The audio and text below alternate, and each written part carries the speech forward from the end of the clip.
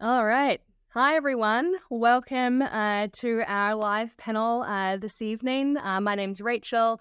I'm VP Marketing here at ChartMogul, and really excited about the panelists that we have here today. We're going to be talking about go-to-market efficiency. And so we went through the Rolodex and pulled together this panel of sort of growth marketing experts from across different types of go-to-market motions.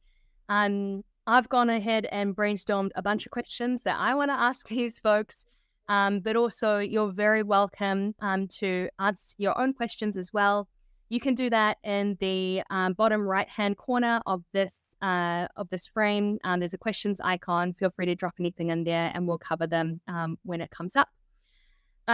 Other than that, this has all been recorded, of course. So if you can't stay for the entire thing, no worries. You're going to get a recording straight afterwards. And otherwise, any questions or comments you have throughout, feel free to use the chat as well. So with that, let's get into it. Let's do a round of intros, starting with Pico. Welcome and thanks for being on the panel. Can you introduce yourself? Thanks for the invitation. Hello, everyone. Nice to be here today. So yes, my name is Pico. I'm the VP Marketing Growth at Swan. Swan is a banking as a service provider, and we just raised our 37 million round from Series B round from Lakestar. So banking as a service essentially means that we allow other companies to integrate banking services into their product. So imagine, for example, being a freelancer or someone that is using an accounting software. We allow these accounting softwares to integrate banking features such as payments, such as cards into that product so that you can, for example, directly pay your invoice from the respective accounting software. We've been doing this since 2019, now have over 100 partners. And I've been part of the journey at Swan since 2021, so even still before revenue. So in this time, I've seen quite a kind of growth of the go-to-market function, and I'm happy to share that today, especially as I think we have very different go-to-market streams here compared to, for example, Pitch or Framer. We're very much more on the enterprise segment, I would say, big accounts, big companies that we're going for. Whereas I assume, Sarah and Oscar, you're going more for kind of the product-led growth route. That's it. Happy to be here. Thanks, Pico. And also it'll be interesting to hear your plans for using some of that fresh money that you guys got in the bank. Sarah, over to you. Hi, everyone. It's great to be here. My name is Sarah Kiefer. I'm Chief Marketing Officer at Pitch. Pitch is presentation software for modern teams. So if you've ever, enjoyed using tools like Slack and Notion and then felt like tearing your hair out when you had to use Google Slides or PowerPoint or Keynote, go give Pitch a try. We're trying to make it easy and delightful to create beautiful slides. Even if you're not a designer, I'm not a designer myself, and I'm able to create some pretty stunning slides in Pitch. So I'm sure you'll find the same. I've been at Pitch for about 2 years. I was brought in just after we raised Series B to scale up signups and users and revenue. And we can talk a bit about what's gone well, what hasn't gone so well in that time. And as Pico mentioned, we're a product-led growth company. For anyone that's not familiar with that, it changes everything. Pitch is the first PLG company that I've worked for. Before that, I was much more of a typical B2B enterprise marketer, like delivering MQLs and SQLs to a sales team and working very closely with the sales team. Product-led growth is all about getting people to adopt and see the value in your product, and then drive adoption across an organization, and then eventually upgrade to a paid plan, at which point our customer success team steps in. So we actually don't have a sales team. We do have a customer success team. And that has big implications for how you go about growth and marketing, which I'm sure will come up during our conversation. Very, very big. Awesome. Thanks, Sarah. And we use Pitch at ChartMogul, by the way, for what it's worth. And yeah, my slides would never look better. So that's always great. Oscar, last but not least, welcome. Yeah, thanks. Happy to be here. Super excited to be on this panel. My name is Oscar. I'm the VP of Growth here at Framer. And Framer is a product to help designers in the marketing teams run professional websites without having to involve a developer. So we saw a need in the market where a lot of the websites that are built today typically require developers, and we saw a two-step design process where designers would first design a website in Figma and then hand it over to a developer who then rebuild it. And that would give a process, at least at Framer, that used to be 2 + 2 weeks. And we thought that we could shorten it down with our own product. So Framer is a design tool that allows you to publish a website, and you could manage large website like any kind of .com straight from Framer. And I currently run the sales team here at Framer. We also have a PQL motion, very similar to Pitch, where it's a lot about getting new signups and getting adoption among customers. And what we're doing right now, and what my focus is to try to layer on a B2B sales motion on top of this, where the marketing team and our head of marketing focus is to bring in the users and get them to convert to one of the initial subscriptions that we offer self-serve on the website. And then it's my job to identify the larger accounts and grow them into more mature B2B accounts that we have more of a direct relationship with. Awesome. We have, really, I think 3 different kind of contexts, but also I like how everyone's job title here is different, which is always a good sign of some diverse perspective for sure. Obviously, though, we're all here to talk about growth, and I think all of our job titles, ultimately, that's the goal.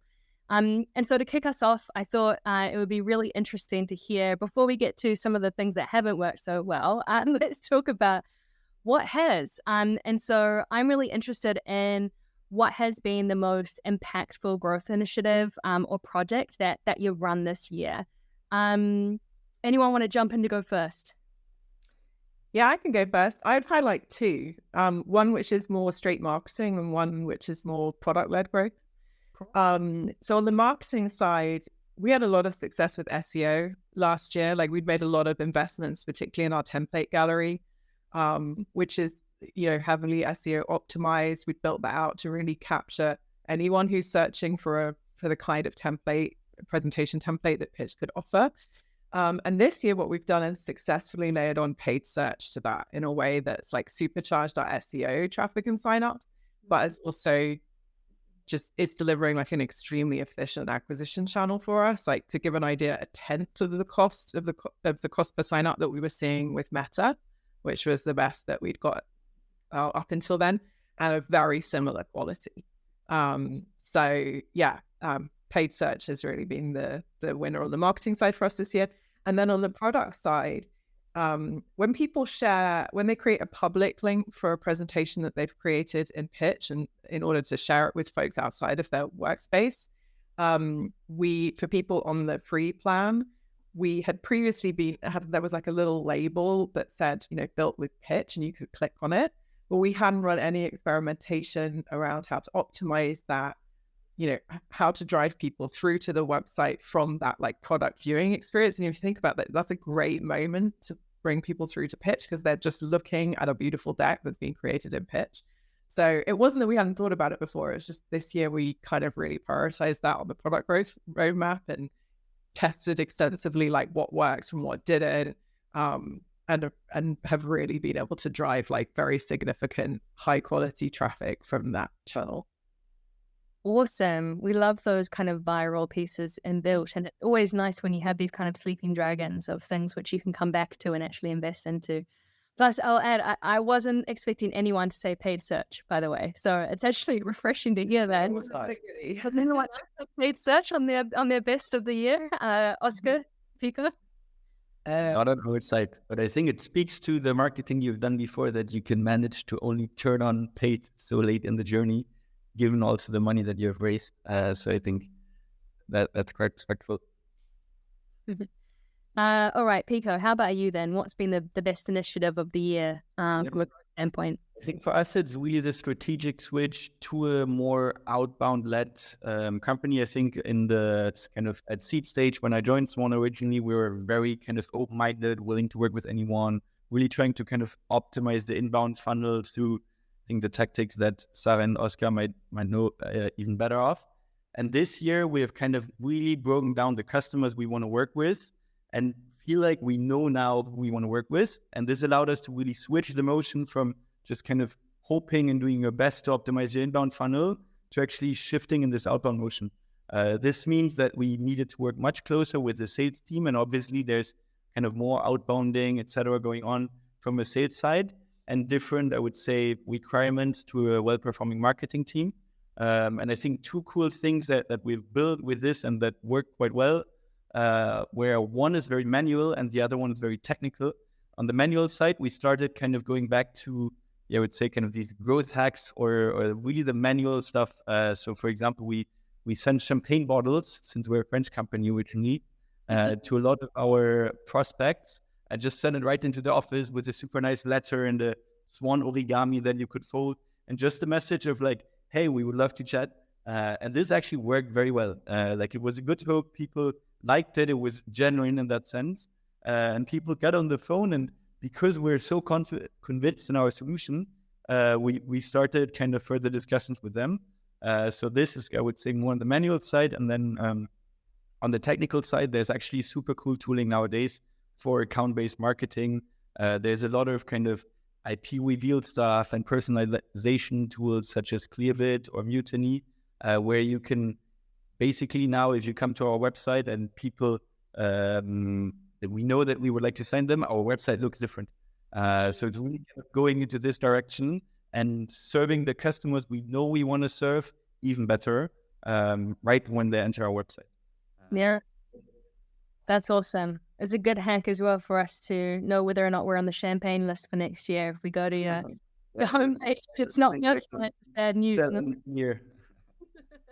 Oscar, what about at Framer? Yeah, so the biggest growth initiative that we ran this year and that is still ongoing is Framer for AI. So we went pretty early in on the AI game, initially to try to explore how useful this could be as an extension to the product.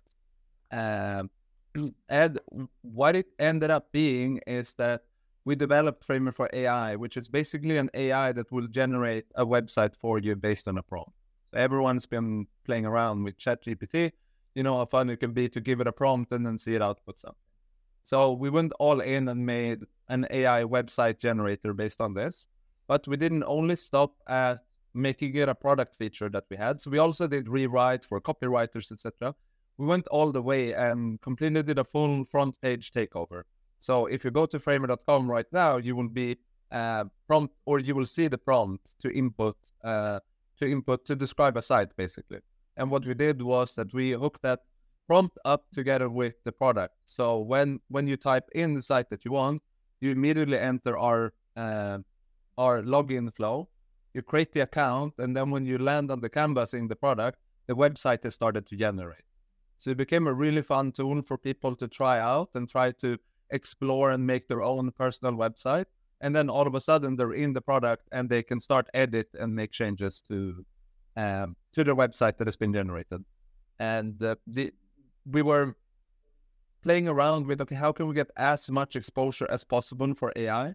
And I think putting this on the front page and making this the main way to enter, double the conversion rate from site visitors to signups, and it fourfolded the user acquisition numbers that we're seeing, and it's just been like tremendously successful. I don't think it's something that we're gonna be able to live off for the long term. It's kind of like riding the hype, and we did it at the right time. So I don't think it's something that you can copy, but it's definitely the biggest thing that we did this year.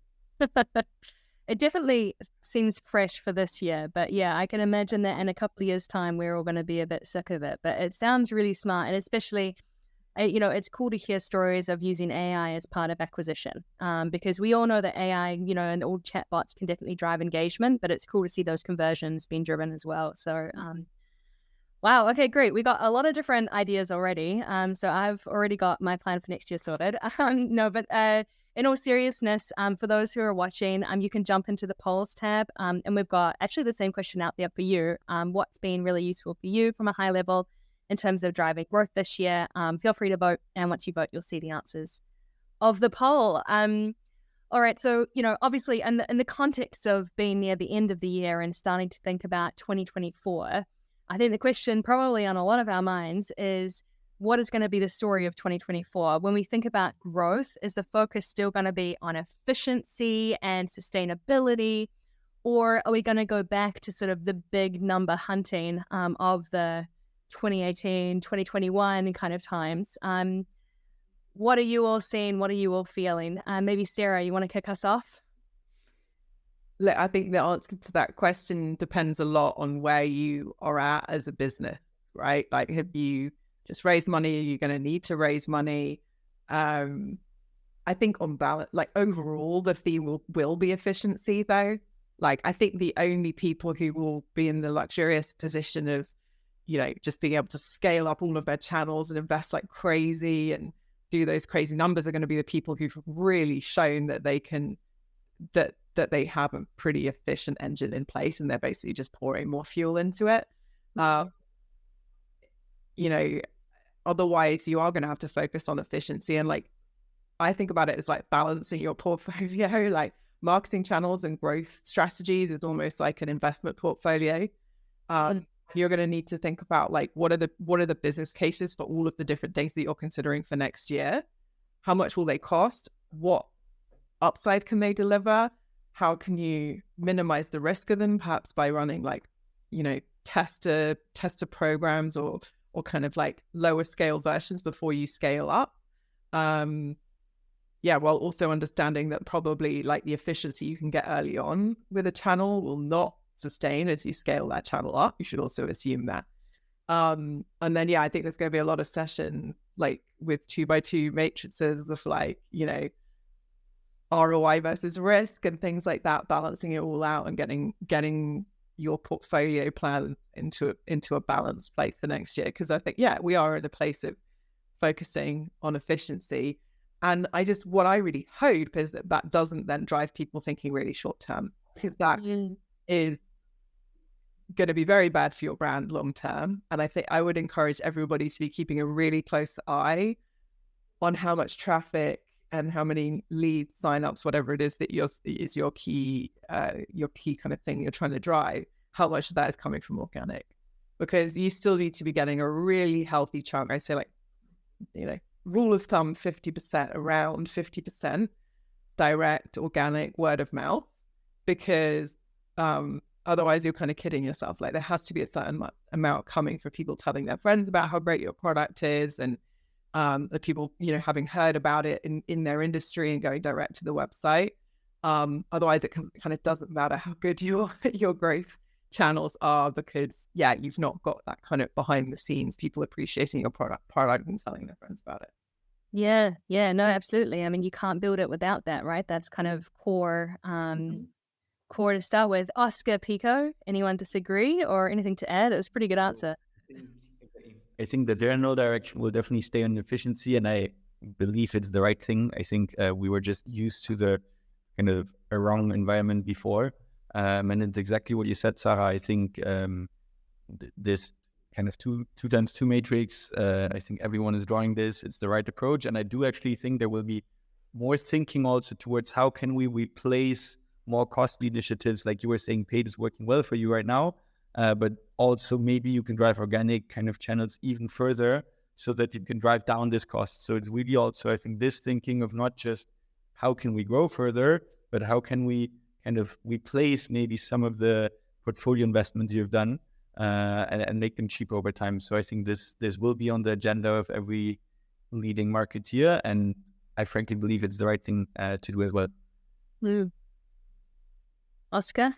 Yeah, no, I agree 100%. I think, as from what we can see in the VC landscape, it doesn't seem to be turning around, and it doesn't seem like investments and funding is going up a lot. So I think 2024 is going to be pretty much a graveyard for a lot of companies, and I think a lot of marketing team is going to be pretty desperate during 2024 to get as much as they can out of the marketing budget that they have.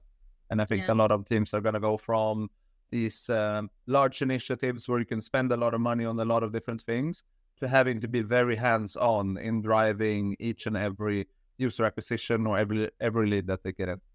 And I think it will also spark some creativity. Like, I think if you can't play the classic channels, every one of us is, and you're faced with against the wall, I think, you need to think of some new ideas, some new creative, new things that you can do. Is similar to what you just said, Oscar. I assume like there was some development to be done, but since it originated from the product, it was not so tough to be built.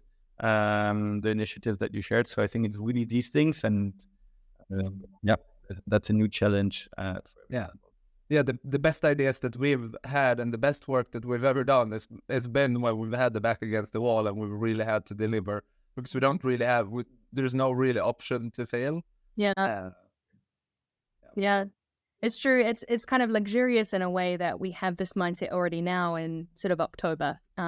It's good that it's not going to be such a surprise. But also, as you said, Oscar, we mustn't forget that our backs are still close to the wall, if not against it. And so there's still, that need for being pretty ruthless and clear on it. And actually, that kind of leads me to the next question, which I think maybe, Oscar, let's start with you.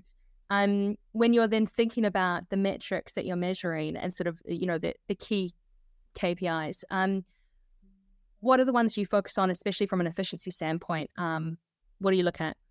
Yeah, so we've gone completely all in on measuring all of our go-to-market success based on revenue.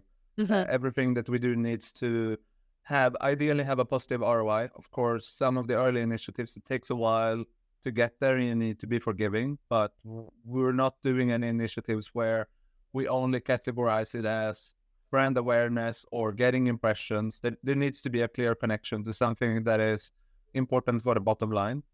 Ideally, there should be deals closed and revenue brought in, but sometimes you have to proxy that with something earlier, which then in our example for the PQL motion is signups. Yeah. So signups and the conversion rate from sign up to paid is the two things that we look at the most at, and we try to attribute as much as we can to the different campaigns that we're on.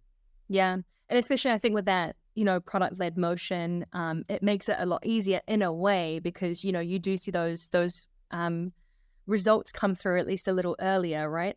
Whereas I imagine for you, Pico, it's kind of a little bit of a different story. You can't really measure PQLs, can you? No, you unfortunately can't. And that's always tough because for us, if we close one customer to one channel, the channel could have been profitable already with LTVs north of, in good cases, of $1 million a year or a revenue $1 million a year. So it's always a different balance, I would say. Still, I think we have taken the same direction of focusing a bit less on kind of the brand side and trying to prove our ROI. We're using tools such as Dream Data for this, where you really can break down the attribution. It can see, okay, even like this content piece, has this been read by companies that we're in a deal stage with, and really trying to kind of prove everything towards ROI. So I think that's how we're trying to figure this out. Yeah. And I didn't plan on us speaking about attribution, by the way. So if anyone watching wants to talk about attribution, feel free to post a question in the question tab, because I'm sure we could probably spend a whole other 45 minutes debating that. But Sarah, what about you? What are your efficiency metrics? Yeah, so very similar to the things that Oscar was mentioning, but I just add two things. Number one is, particularly with more emerging business models like PLG, I think also comparing yourself to benchmarks is really important, and understanding the dynamics, particularly, if you're a VC-backed company, and understanding how your company is going to be valued, as and when you do come to raise a next round, like really understanding where you're overperforming and where the opportunity is for improvement is super important, particularly because it might take time to track something all the way through. So, for example, for us, a single person signs up, maybe comes through a marketing channel. It might take them a while of playing around with it, and then they invite their colleagues, and then it gradually builds within the organization, and then they convert to pro, and then they continue to expand. Right, 9 months might have gone by. So it's much. That's fast for my timeline. But much too late to optimize a paid channel on the basis of that. So that's where benchmarks are important. But the other thing that we found this year is finding a proxy for a high quality sign up lead, whatever it is that you're measuring, that gives you, that can already tell you at the point of lead creation or sign up, whatever it is that you're driving, whether that's a good one or not. Right. Mm-hmm. That can help you then optimize those campaigns and learn and improve much more quickly than having to wait 9 months. And then, as you were saying, Pico, maybe you just haven't got enough of those deals for it to be statistically significant for you actually to learn anything. Whereas, we've identified like a target sign up with attributes that we can capture at sign up and then tie back to the channel that sign up came through. That isn't like perfect, but like we did a lot of like regression analysis to try and find out what the best measure was. And actually it was something pretty simple. And then we use that to measure. And then we're like always optimizing campaigns to increase percentage of target signups. And we look at cost per target sign up as well as cost per sign up as a measure of how efficient a channel is. So yeah, in general, I would say there's a tendency with attribution and all kinds of, marketing analytics, I guess, to get super, super sophisticated and to always think, oh, if only we had this kind of through funnel attribution, if only we had this, like suddenly we would know exactly what to do. In my experience, that's almost never the case.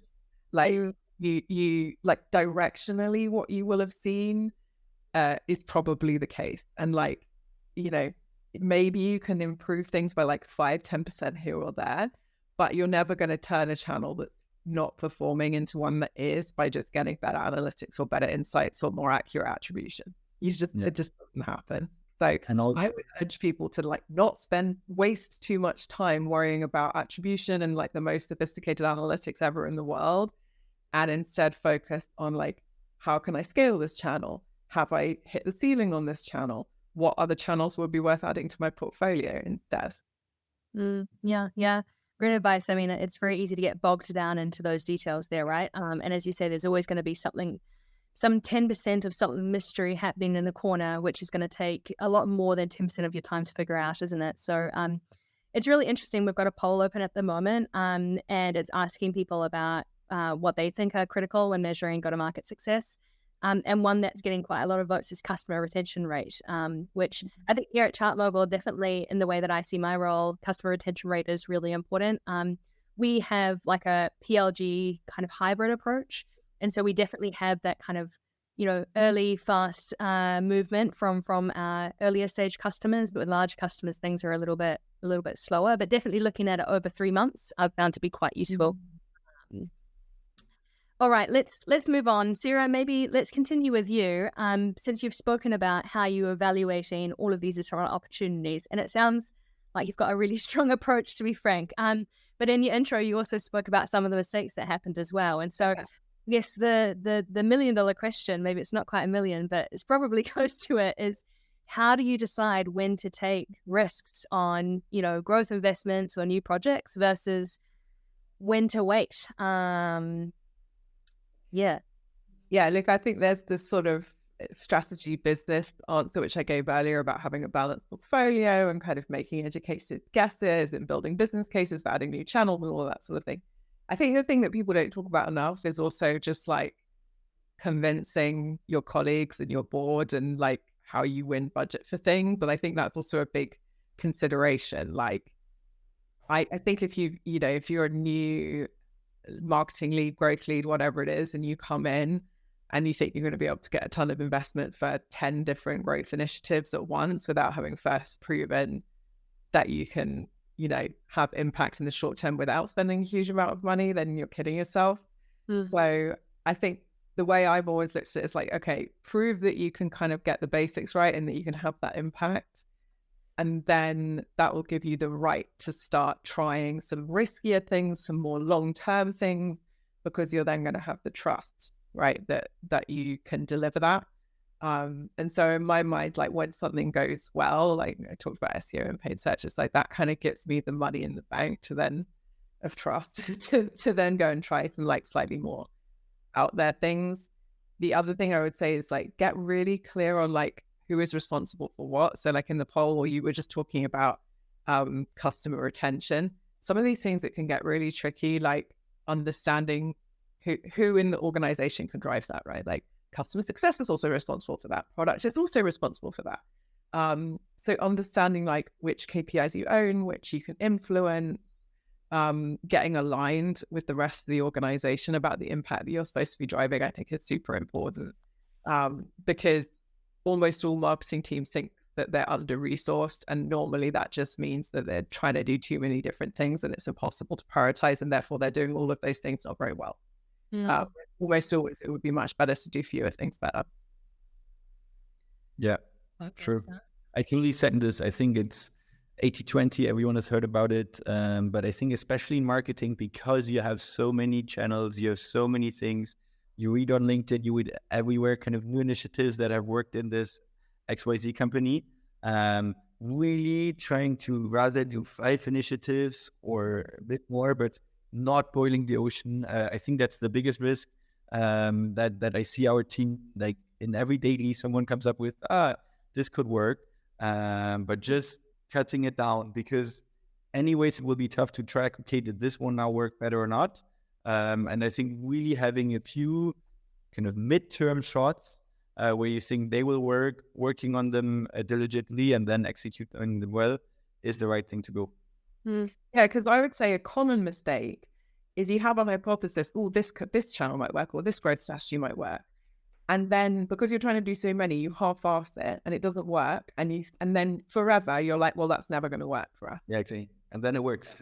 And then actually maybe it would have. And then there's the kind of flip side for that. It's like people believe this should work. This is such a good fit for our business model, whatever. This has to work. And you keep like beating with their dog thing. And it's like, no, this is just not a fit for our target audience. Like, yeah, it worked great in this other industry. Yeah, everyone can't stop talking about it on LinkedIn, whatever. It's just not a fit for us, and we just need to stop doing it. So it's really hard to know when you're in which situation. But I think it's really important to be honest with yourself about that. Yeah, I think you should always. Yeah, sweet. Go ahead, Oscar. I think you should always be, and I think sometimes people make the mistake of listening too much to what different blog posts or what LinkedIn articles. Or webinar there's or panelists like us. Like there's so many trends going around, and people say this is the thing that you should do right now in marketing. And then I think some marketing managers feel like, okay, I need to bring something innovative front and forward. But like 9 out of 10, the most successful project that you will have is by looking at your business and what is already working, and then doubling down on that. It's probably not something new and completely innovative. It can be, okay, yeah, we just need to scale up how we do SEO content and double the speed. That could be way more impactful than start a TikTok channel or try to do something new, which because 80-90% of the ideas that you have is going to be execution. And if your team is not very skilled with it, it's going to be a long runway to get that to become efficient. Yeah, it's key, isn't it? And I think like on the topic of TikTok, we have a question from Damien who asked about engagement. Sorry, that was a bad segue, wasn't it? But I feel like engagement as a measure was something that I think a lot of us were really obsessed with maybe 5 years ago, even earlier.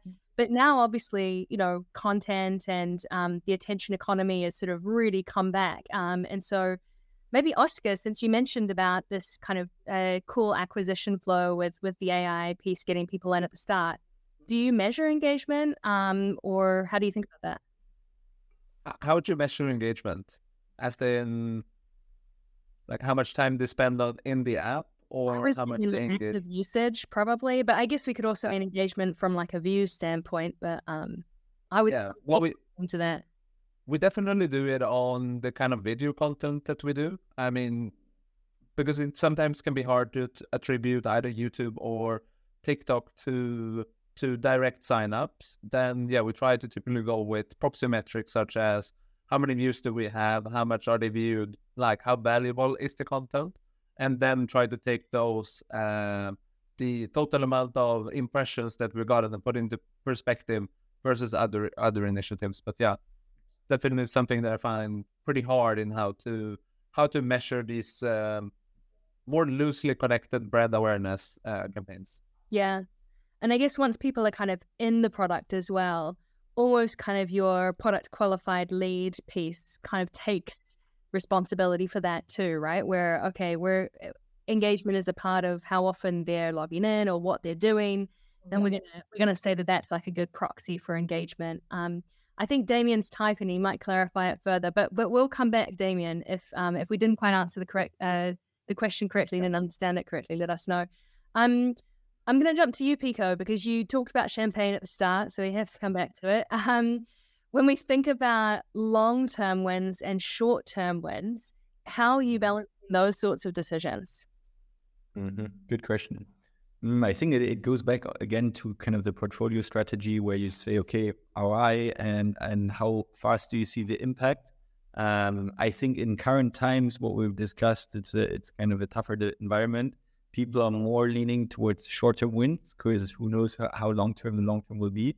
So I think that's a general direction that we're seeing. And then secondly, I think it also very much depends on kind of different marketing fields. So I think brand, for example, and product marketing is always a very long-term game where if you do it, and I think you need to do it still, you need to take a long-term view and you kind of have to develop this over time. Whereas on the more kind of growth side of things, I'm always very short-term focused because I think there's a big danger of you build a lot of stuff and you think this will get you there and you never ship it and you never kind of launch your MVP of trying your growth initiative. And then it will never go. So generally there, and I think me as a person as well, I'm always more leaning towards short-term impact and kind of seeing this, then kind of building up this large vision and then never shipping or executing on it. Yeah. Oscar, what about you?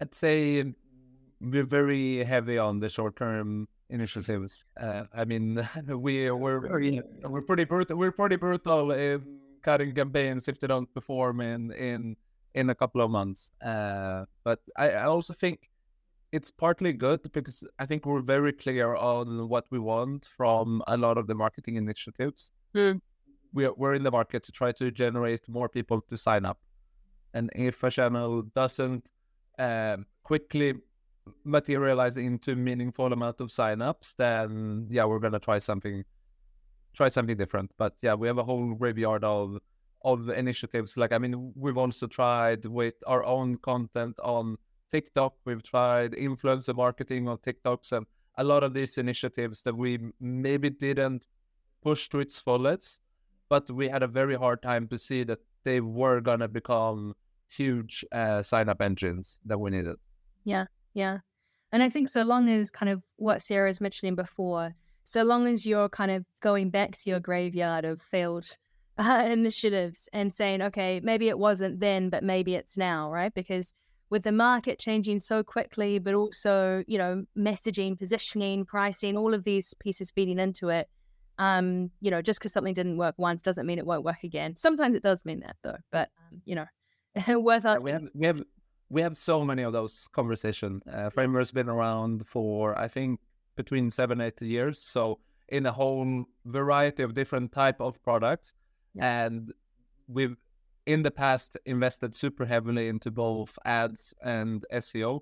Right now, we have 80-90% organic growth, and we're doing it through a community and a creator economy, which is completely different. I think at some point, we need to start layering in that paid and the SEO. And I think what we used to do was the right thing, but it didn't materially give the same results as what these initiatives is. So when and how do we break through that old, a little bit being burned by doing something, and when do we just say, okay, it's time to tackle this?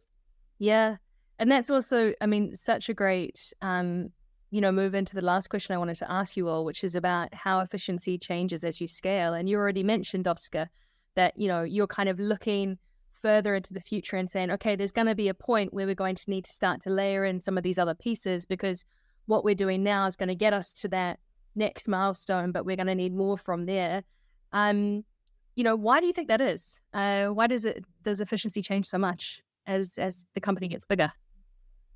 I think efficiency typically goes down over time, and I think it's very natural that it goes down over time. I think typically you will have 1 or 2 channels that drives 80%, but then you need to figure out that remaining 20%. Mm-hmm. And going through that journey of having a channel that is extremely effective and always benchmarking things to that channel can become a little bit unfair. So I think it was Sarah who had the point of using VCs and investors for benchmarking and to give like apples and comparisons on the right, so that you compare two different companies that are trying the same marketing channel instead of comparing it always to your most efficient. It's really, really important. And in the end, it kind of all boils down to how much capital you have to spend and how inefficient you can allow a marketing channel to be.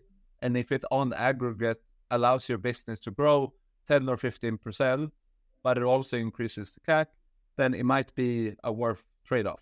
Yeah. All about context. And we have a question actually from Ivan, who is asking us to all put on our kind of consulting hats, and think about not so much how efficiency changes as you scale, but what does it look like at the early stage? So Ivan asks, what KPIs or metrics are most critical for a startup like theirs, when they have very, very limited resources? What's the minimum? And he's hoping that we're going to solve all his problems. Ivan. The big question there. So I think I can take a stab, Ivan. I mean, the first thing to say is it does depend a little bit what your business model is. If you're doing like a sales-led motion, then I would start by measuring that really obsessively and understanding your sales funnel. So if you're doing cold outbound, like rigorously test that outbound, the email messaging, the scripts that the SDRs are using, understand how leads are flowing through the funnel, try to find similarities between like deals that you'll close, like what is the same about all the deals you close, and then see if you can like refine your targeting to go after more that look like that.